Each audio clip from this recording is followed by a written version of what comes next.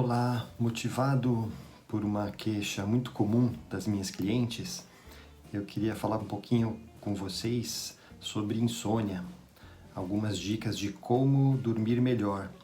Na verdade, esse tema ele se chama higiene do sono, que são o que a gente pode fazer no nosso dia a dia para a gente ter um sono melhor, de melhor qualidade. É uma queixa extremamente comum nos dias de hoje, com a correria, com o mundo corrido, principalmente nas mulheres, e eu queria falar um pouquinho sobre isso. Então, uma coisa das mais importantes é o que a gente chama de ritmo circadiano. O nosso organismo ele tem um ritmo de se estimular e depois se acalmar. Nosso metabolismo ele é estimulado e depois acalmado. Isso acontece por regulações hormonais.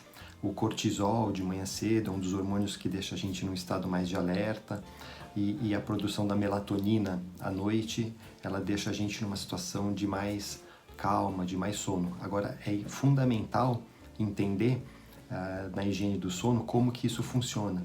Então, a luz é fundamental para estimular e para regular esse nosso relógio biológico. Então, é fundamental que logo de manhã cedo, nas primeiras horas e no período da manhã, a gente se exponha à luz solar, veja a luz solar. Então, abra a janela do quarto, veja a luz solar, caminha no sol, deixa a janela aberta, procura um ambiente onde você consiga ter a luz solar como um fator importante durante a manhã. Isso é fundamental para regular esse nosso relógio biológico. Evoluindo na higiene do sono, à noite, a gente normalmente tem o hábito de ver televisão, celular, tablet, e essas telas todas elas têm um comprimento de onda azul que ela inibe a melatonina. A melatonina não sendo produzida, a gente não é induzido ao sono. Então simplesmente inibe a nossa vontade de dormir. Então no quarto especialmente, televisão, celular, tablet, principalmente nessas horas da noite antes de dormir, depois para quem quer dormir umas 10, 11, depois umas 8, 9 da noite, é muito importante que a gente não veja mais esse tipo de tela. Tem 3 problemas envolvidos. Esse que eu falei, da melatonina. O outro é que o conteúdo do celular, principalmente da televisão, ele estimula a gente. Então esse estímulo emocional, curiosidade, enfim, que a gente tem lá no texto que a gente está lendo, estimula a gente e inibe o sono.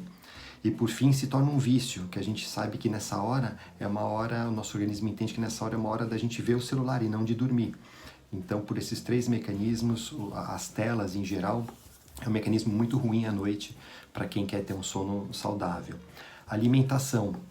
Procurar se alimentar à noite, principalmente com uma alimentação de menos caloria, de mais fácil digestão, menos gordura, um alimento mais leve, e procurar se alimentar pelo menos 2 horas antes ou mais da hora de dormir. A digestão ela pode atrapalhar o sono também. Atividade física da mesma forma. O ideal é que se faça atividade física no período da manhã ou da tarde. Evitar a noite para fazer atividade física, ou se for fazer, pelo menos 2 horas antes de dormir, no mínimo, tá? Uma coisa importante, no nosso país não é muito hábito, mas aquela dormidinha que a gente dá durante o dia, ela é extremamente saudável, ela recupera a nossa energia. Só que o aconselhável é que seja de pelo menos, no máximo 20 minutos, meia hora no máximo, e antes das 16 horas, das 4 horas da tarde. Então logo depois do almoço isso pode ser saudável, aumenta seu pique, sua produção no período da tarde. Mas nunca deixar essa dormidinha para depois das 4 da tarde, porque isso pode atrapalhar no ritmo nosso de sono noturno. Tá?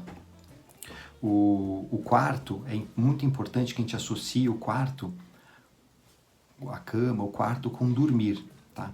Então ver televisão, conversar, trabalhar no escritório, em algum outro local da casa, porque o nosso cérebro inconscientemente associa a atividade que a gente está fazendo a alguma vontade do nosso organismo. Então, quando a gente vai no banheiro, para utilizar o banheiro, para tomar banho. Quando a gente vai na cozinha, é para se alimentar. O quarto tem que ser associado com dormir.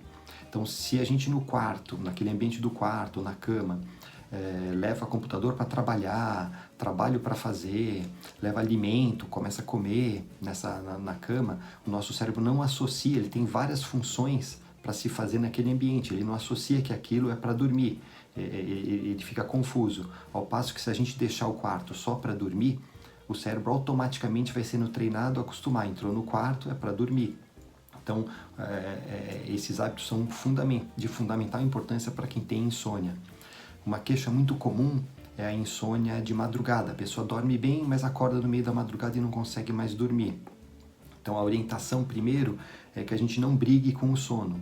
Levanta, procura ler um livro, uma luz baixinha, mais amarela. Quando voltar a ter sono de novo, volta para a cama.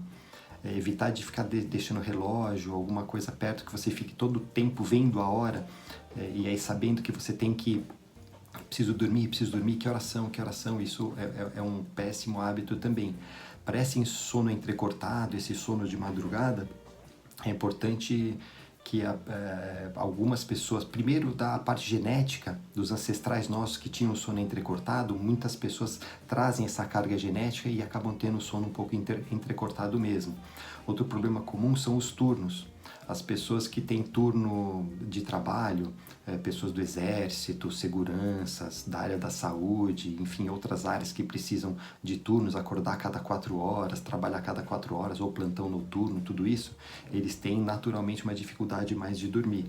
E o excesso de estresse, preocupação, a mente muito poluída com informações durante o dia, tudo isso acaba causando uma dificuldade de dormir assim de madrugada. O nosso cérebro, quando entra naquele sono mais leve, ele acaba se despertando e a gente começa a pensar nessas atividades do dia a dia. Então, atividades de lazer, hobby, relaxamento, atividade física, massagem, yoga, acupuntura, são algumas alternativas interessantes para que a gente descarregue um pouco o nosso cérebro e consiga ter um sono melhor durante a noite, tá? Lógico que é de fundamental importância que se converse com um médico, tá? Pessoas obesas, algumas mulheres podem ter também